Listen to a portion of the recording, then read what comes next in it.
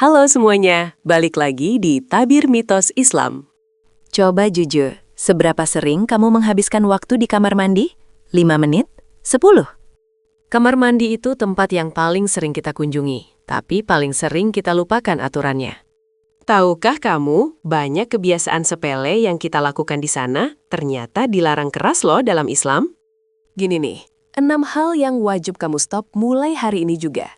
Kalau enggak, bisa-bisa rezeki kamu seret. Kita mulai dari yang paling sering kamu lakukan. Ngobrol. Kebiasaan pertama, ngobrol atau nyanyi terlalu asyik. Bayangin deh, kamu lagi di toilet, tiba-tiba ada telepon penting masuk, atau kamu keasyikan karaoke. Sebenarnya, area kamar mandi itu adalah tempatnya para jin dan setan, tempat yang kotor. Berbicara di sana, apalagi kalau sampai menyebut nama Allah atau Nabi, itu makruh besar, bahkan haram kalau niatnya meremehkan. Intinya, masuk, selesaikan urusan, dan cepat keluar.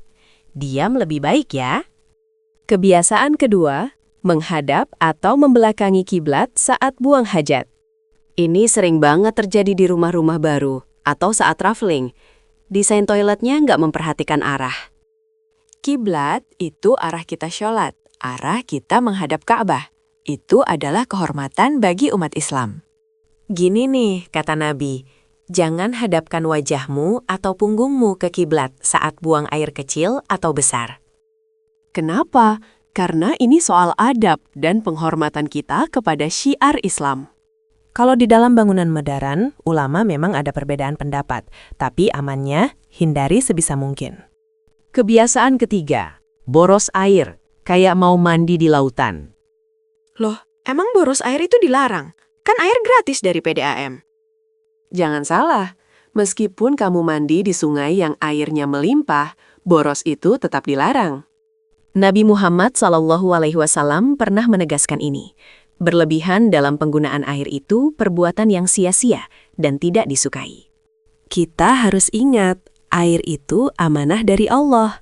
Gunakan secukupnya untuk membersihkan diri, tidak lebih. Kebiasaan keempat, salah kaki saat masuk dan keluar. Ini detil kecil yang sering kita abaikan. Kamar mandi, sebagai tempat kotor, punya adab khususnya. Gini rumusnya, masuk kamar mandi, dahulukan kaki kiri. Kenapa? Kaki kiri untuk hal-hal yang kotor dan buruk. Kaki kanan untuk hal-hal yang baik dan mulia, seperti masuk masjid. Sebaliknya, saat keluar, gunakan kaki kanan duluan, sambil kita membaca doa keluar kamar mandi. Kebiasaan kelima, membawa benda bertuliskan asma Allah, ayat suci. Nah, ini bahaya banget buat kamu yang suka bawa smartphone ke toilet buat nonton atau main game. Walaupun kamu nggak niat baca Quran, tapi kalau di HP kamu ada wallpaper kaligrafi atau aplikasi Quran, itu wajib dihindari. Area kotor tidak boleh bersanding dengan kemuliaan nama Allah. Kalau kamu memang lagi bawa cincin atau kalung bertuliskan nama Allah, usahakan ditutup atau disembunyikan dalam saku. Kebiasaan keenam, buang air kecil sambil berdiri. Loh, padahal di mal-mal udah disediain urinal kan? Memang, sebagian ulama membolehkan jika benar-benar aman dari cipratan najis, tapi secara umum lebih utama duduk atau jongkok. Karena inti dari larangan ini adalah menjamin kebersihan pakaian dan tubuh kita dari cipratan air seni. Cipratan najis sekecil apapun itu bisa menghalangi diterimanya sholat kita loh. Ini bukan hanya soal kesehatan, tapi soal kesucian untuk ibadah. Jadi, amannya, jongkok.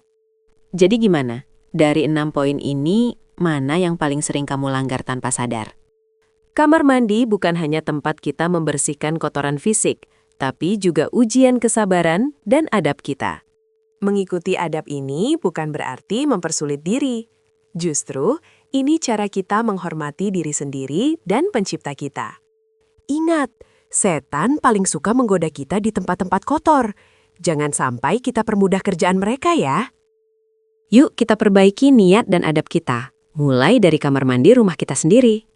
Kalau kamu suka konten yang membongkar mitos dan fakta Islam sehari-hari seperti ini, jangan lupa like, komen, dan subscribe. Sampai jumpa di Tabir Mitos Islam berikutnya.